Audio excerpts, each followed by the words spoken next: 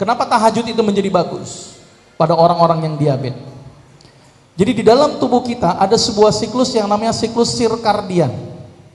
Siklus yang rutin diproduksi, salah satu siklusnya adalah ACTH, adrenocorticotropic hormone. Dia diproduksi pada saat jam 12 malam dalam kondisi yang sangat kecil, kemudian naik menjadi sangat tinggi ketika menjelang pagi.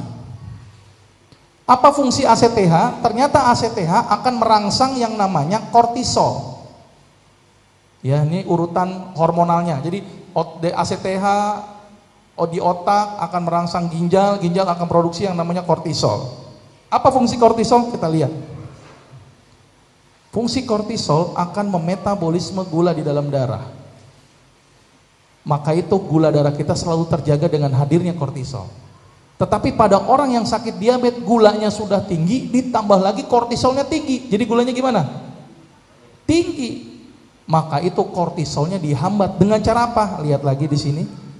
Ternyata orang yang tidak sholat tahajud, ini yang warna merah akan terus naik.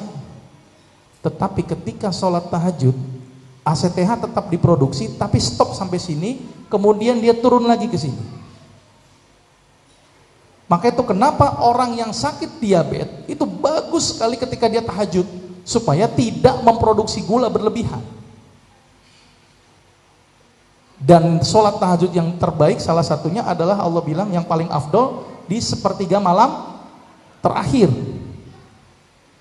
Dan ternyata betul, di sepertiga malam terakhir sekitar jam 2, jam 3 itu yang paling efektif untuk dihambat.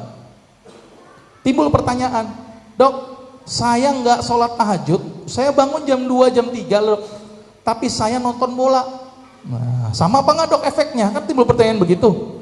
Saya jawab, bisa berefek sama kalau nonton bolanya sambil sujud.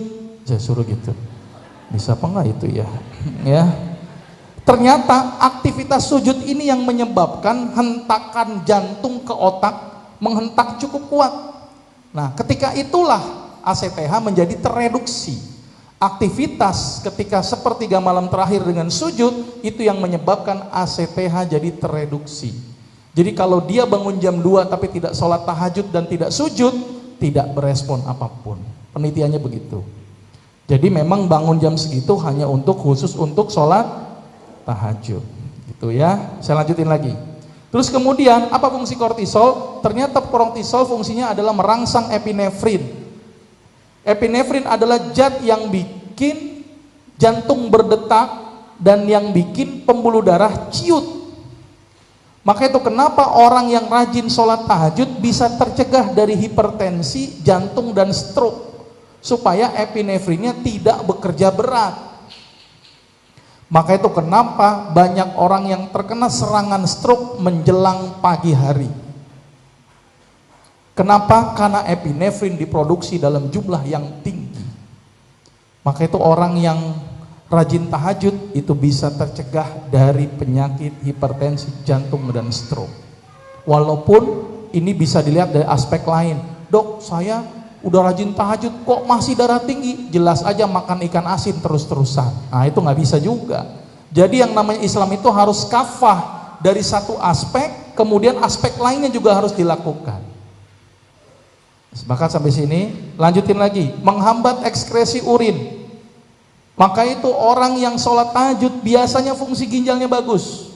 Orang yang bengkak-bengkak dengan tahajud menjadi luar biasa, bisa mengurangi bengkaknya.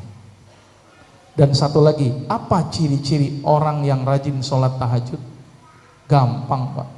Orang yang rajin sholat tahajud tidak pernah tersinggung. Nah, ini penting nih, nanti cek aja coba, hina dia, kira-kira dia tersinggung apa enggak? Nah, kalau dia tersinggung nggak pernah sholat tahajud, udah begitu aja selesai.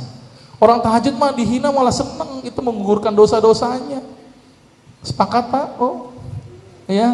Jadi kalau nanti ada yang menghina-hina kita, kecuali agama kita yang dihina, itu baru harus marah. Ya, jangan marah, tapi harus marah pada kondisi-kondisi tertentu. Tapi kalau untuk menghina dirinya, silakan saja. Karena ternyata orang yang rajin sholat tahajud, EEG-nya itu stabil. Maka itu kenapa sholat tahajud itu bisa untuk mengobati orang-orang yang lagi stres.